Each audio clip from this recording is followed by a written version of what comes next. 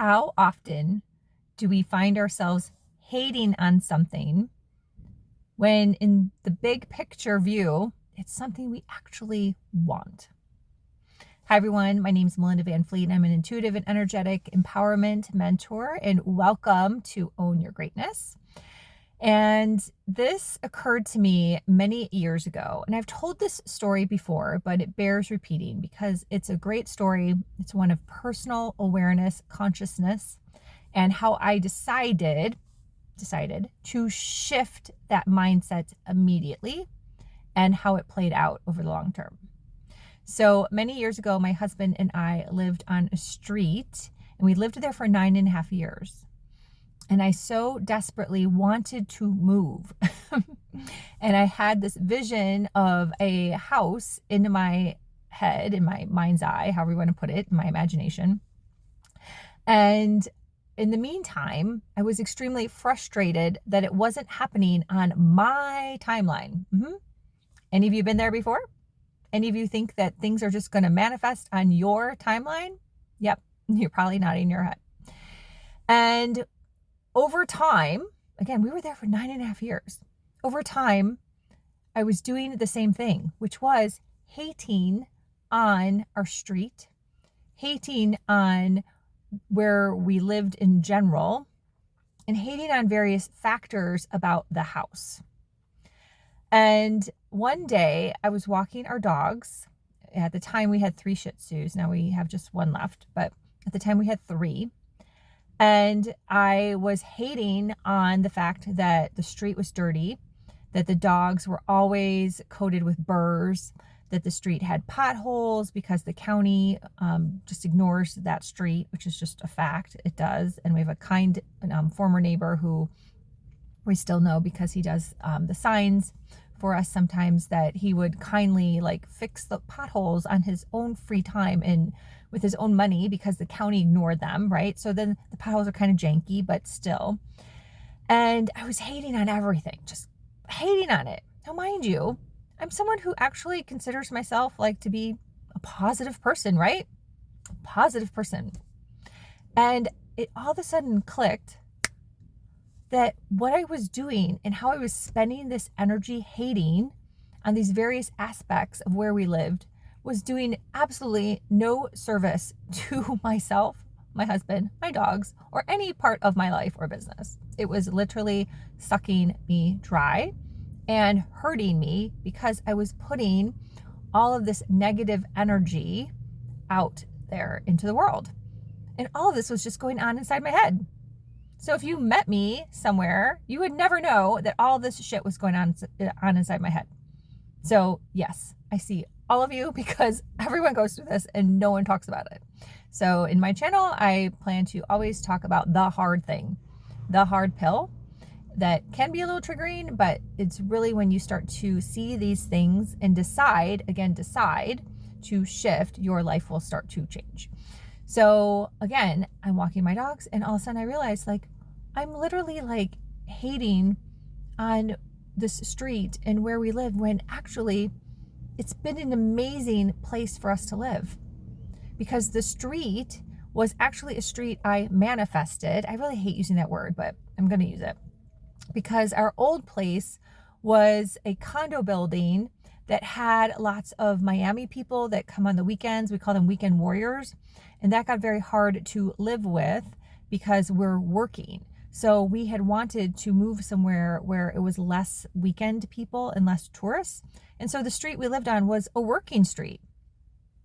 Yeah, it ended up being a working street because it's kind of gross. So you wouldn't want to go there if you were a tourist or a weekend person per se. But hey, I got what I asked for, right? I got what I asked for. And various other factors about the house were amazing. It was a huge house. And at the time I was in sales. So I needed this space for samples, for catalogs, for all my suitcases to be able to easily go in and out of the house. The location was amazing. We had a very private backyard, which was so relaxing with butterfly trees. And I redid the whole backyard. We had a hot tub. It was amazing. So there were so many awesome factors about the house, about the street, really, at the end of the day, It just wasn't cosmetically beautiful, but it was a great street as far as the people. And I was focusing on the negative. I was hating on the fact that I had actually gotten what I wanted. But then I was asking the universe for more. Whoa, this is pretty messed up. So what ended up happening was I realized this like in a minute. I was like, oh my God, I've literally been hating on where we live. And that's just dumb. So I decided, I keep saying this over and over, decided that I just wasn't going to do that anymore. And I literally started shifting and mentioning all those great things that I already just mentioned.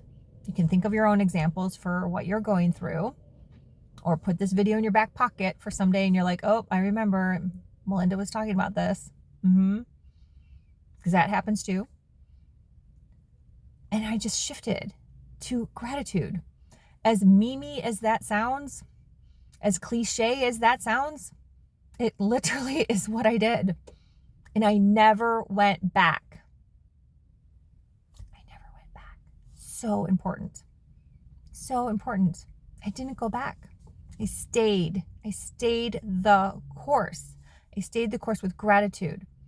So even if something crappy happened on our street, or the dogs had burrs again, or we had 2 white Shih Tzus, they were dirty, like I just still showed up with love for the street. And what ended up happening was 1 year later, we had to move. We had to move, which is a whole crazy story in itself. I'll say maybe for another time, but we had to move. And what ended up happening with that next place that we moved to, it had all the features that I had been asking for. We were still on a great private street. It wasn't touristy.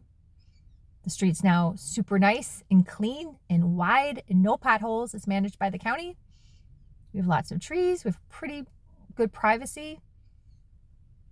But we have more space in different places. That was what was bothering me from the other place. And it all worked out. So it was 1 year. 1 year. You have to stay the course. You have to stay the course. Because all the things have to align. It has to align. Your energy has to catch up. It has to catch up. So there's a whole sequence there as far as like staying the course and timing in terms of things like manifesting. And most people give up and they do not stay the course. They go back into old patterns. Go back into hating on something. It's like they had amnesia and they forgot. They forgot. Oh, I forgot I did that. Yep. Back to the start. Back to the start. You got to go back. Back to start. So don't do that. Stay the course. Stay the course. So I'm going to be mentioning different things like this over and over and over. Because why? Because the world is dense. It's getting worse. It's truly an epidemic. And I'm here to help wake you up. With love, this is my gift. My website is melindavanfleet.com. One-on-one mentorship only, because that is what moves the needle the fastest. And I only take limited spots because I'm working on my fiction book series and I own a very successful, busy business with my husband, Captain Ryan Van Fleet of Good Karma Sport Fishing and Coaching. So, or educational programs, he likes to call it. I don't care either way. It doesn't matter. So anyhow, so bye for now. Thanks for watching. Please like, comment, share, subscribe. I would love that. It helps this channel grow and get these messages out to more people so we can all help change the world. Okay, bye for now.